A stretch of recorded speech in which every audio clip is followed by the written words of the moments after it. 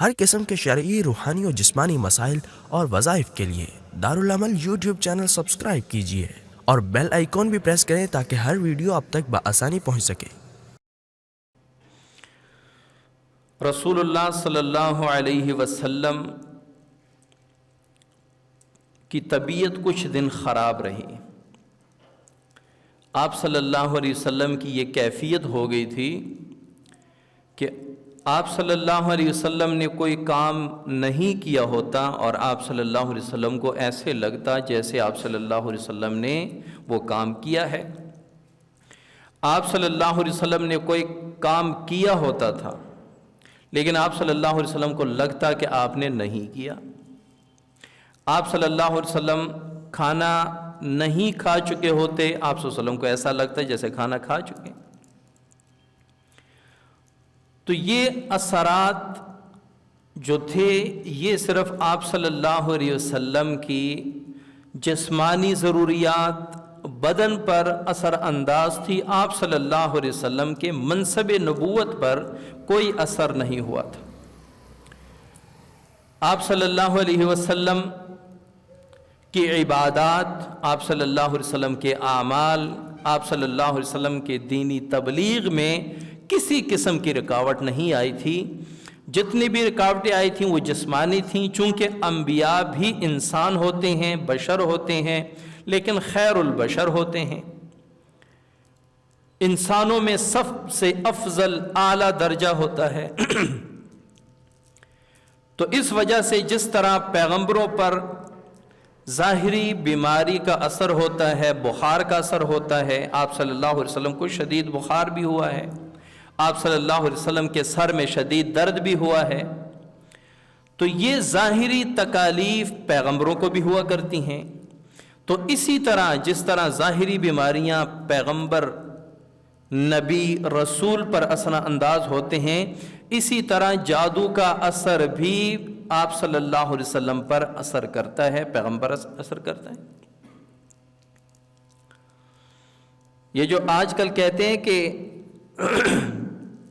ہم تو نماز بھی پڑھتے ہیں، تلاوت بھی کرتے ہیں، ذکر بھی کرتے ہیں، سارا دن تسبیحات بھی پڑھتے ہیں، اس کے باوجود ہمارے اوپر جادو چل جاتا ہے، تو بھائی آپ رسول اللہ صلی اللہ علیہ وسلم سے زیادہ عبادت کرتے ہیں، آپ صلی اللہ علیہ وسلم سے زیادہ ذکر کرتے ہیں۔ اب جو ذکر، عبادات، نمازیں ہوتی ہیں وہ اپنے دفاع کے لیے نہیں ہوتی کہ آپ جادو سے محفوظ رہیں، آپ جنات سے محفوظ رہیں، آپ خبیث شیاطین سے محفوظ رہیں، وہ تو موت تک ساتھ لگی رہتی ہیں۔ وہ تو آپ اللہ کو راضی کرنے کے لیے کرتے ہیں جو بھی عبادات ہیں، اور اللہ تعالیٰ ان سے راضی ہوتے ہیں۔ تو رسول اللہ صلی اللہ علیہ وسلم پر اس طرح وہ جادو اثر انداز ہوا تھا۔ پھر ایک دفعہ آپ صلی اللہ علیہ وسلم نے حضرت عائشہ صدیقہ رضی اللہ تعالی عنہ سے فرمایا کہ میں نے اپنی تکلیف اور بیماری کی دعا اللہ تعالیٰ سے کی کہ یا اللہ مجھے یہ کیا تکلیف ہے، اس کو رفع دفع فرما۔ تو آپ صلی اللہ علیہ وسلم فرماتے ہیں کہ میں جب رات کو لیٹا تو خواب میں یا عالم بیداری میں دو بندے آئے جو فرشتے تھے اور انسانی شکل میں آئے تھے، ایک سر کی طرف اور ایک پاؤں کی طرف کھڑا ہوا۔ جو پاؤں کی طرف کھڑا ہوا وہ سر والے سے کہتا ہے کہ آپ صلی اللہ علیہ وسلم کو کیا ہوا ہے؟ سر والا کہتا ہے کہ آپ صلی اللہ علیہ وسلم مسحور ہیں، یعنی آپ صلی اللہ علیہ وسلم پر جادو ہوا ہے۔ پاؤں والا کہتا ہے کہ کس نے کیا ہے؟ سر والا کہتا ہے کہ یہ لبید بن عاصم یہودی نے کیا ہے۔ پاؤں والا کہتا ہے کہ کس چیز پہ کیا ہے؟ سر والا کہتا ہے کہ آپ صلی اللہ علیہ وسلم کی کھنگی اور آپ صلی اللہ علیہ وسلم کے بالوں کے ذریعے آپ صلی اللہ علیہ وسلم پر جادو ہوا ہے۔ پاؤں والا کہتا ہے کہ کہاں پہ رکھا ہے؟ سر والا کہتا ہے کہ بنی زریق قبیلہ ہے، ان کا ایک کنواں ہے، ایک ویران کنواں ہے پرانا، اس میں رکھا ہوا ہے۔ تو آپ صلی اللہ علیہ وسلم نے بیدار ہوتے ہی چند صحابہ کو، وہ حضرت عمار رضی اللہ تعالیٰ عنہ تھے، ایک روایت میں حضرت علی رضی اللہ تعالیٰ عنہ تھے، یا ہو سکتا ہے کہ دونوں کو لے کر گئے ہوں، اس کنویں میں گئے اور حضرت علی رضی اللہ تعالیٰ عنہ کو حکم فرمایا کہ نیچے جا کے وہ چیز تلاش کر کے لے آؤ۔ ایک پتھر کے نیچے کھجور کی جو چھال ہوتی ہے اس کے ذریعے اور اس کی جو لکڑی ہے اس کے نیچے رکھا ہوا تھا، اس کو اٹھا کر آپ صلی اللہ علیہ وسلم کو دیا۔ آپ صلی اللہ علیہ وسلم کے یہ بال اور یہ کھنگی ایک یہودی غلام تھا، جس کے ذریعے یہودیوں نے آپ صلی اللہ علیہ وسلم کی یہ ٹوٹی کھنگی اور یہ بال آپ صلی اللہ علیہ وسلم کے جو ٹوٹے ہوئے تھے یہ لیے اور ان لبید بن عاصم یہودی ان کو دیے اور انہوں نے اس پر جادو کر دیا۔ تو اسی وقت اللہ تعالیٰ نے 2 صورتیں نازل فرمائی، سورہ فلق اور سورہ ناس، جو قرآن مجید کی آخری 2 صورتیں ہیں جن کو معوذتین کہتے ہیں۔ معوذتین اس لیے کہتے ہیں کہ ان 2 صورتوں کی برکت سے بندہ اللہ کی پناہ میں آ جاتا ہے۔ جس طرح ہم تعوذ پڑھتے ہیں اعوذ باللہ من الشیطان الرجیم، اس میں ہم شیطان مردود سے اللہ کی پناہ میں آ جاتے ہیں۔ تعویذ کو بھی تعویذ کس لیے کہتے ہیں کہ جو تعویذ گلے میں ڈالتا ہے گویا کہ وہ اپنے آپ کو اللہ کی پناہ میں دیتا ہے۔ تو تعوذ، تعویذ، معوذتین اس کا معنی ہے اللہ کی پناہ میں دینا۔ تو معوذتین کو معوذتین اس لیے کہتے ہیں کہ ان کے ذریعے لوگ اللہ کی پناہ میں آ جاتے ہیں۔ تو آپ صلی اللہ علیہ وسلم یہ پڑھتے جاتے۔ اچھا، اس کو آپ صلی اللہ علیہ وسلم کی ان بالوں کو ایسے کھنگی میں لگاتے، ایک گرہ لگاتے اور اس پہ سوئیاں چبوتے۔ یہ جادوگر نے جو جادو کیا تھا آپ صلی اللہ علیہ وسلم، تو وہ 11 گرہیں تھیں، اور سورہ فلق اور سورہ ناس کی آیتیں بھی ملا کر 11 بنتی ہیں۔ تو آپ صلی اللہ علیہ وسلم ایک آیت پڑھتے اور ایک گرہ کھولتے، قل اعوذ برب الفلق من شر ما خلق ومن شر غاسق اذا وقب ومن شر النفاثات فی العقد ومن شر حاسد اذا حسد۔ پھر اسی طرح قل اعوذ برب الناس پڑھی۔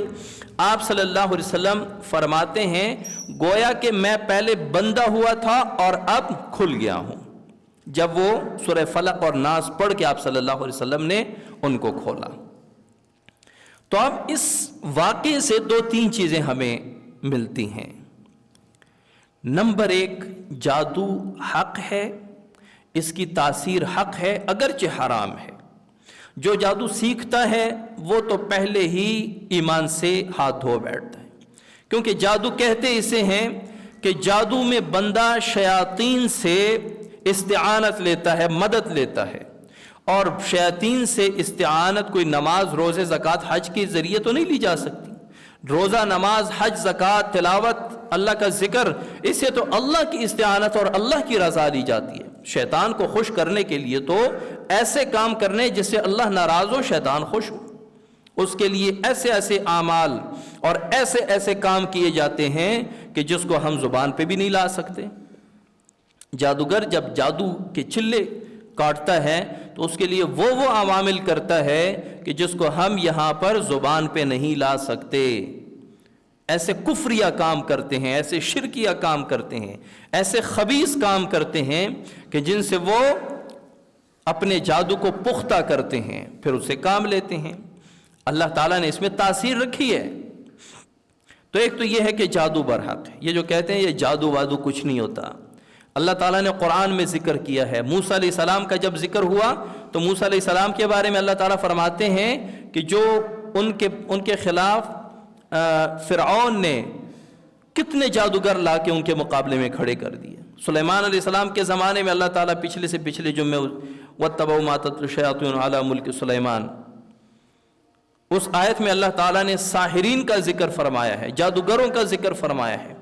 آپ صلی اللہ علیہ وسلم کی احادیث مبارکہ، حضرت عائشہ رضی اللہ تعالیٰ عنہا کی حدیث، اس میں آپ صلی اللہ علیہ وسلم پر جادو کا ذکر ہوا ہے۔ تو جادو برحق ہے، یعنی جادو کی تاثیر اللہ تعالیٰ نے اس پہ رکھی ہے۔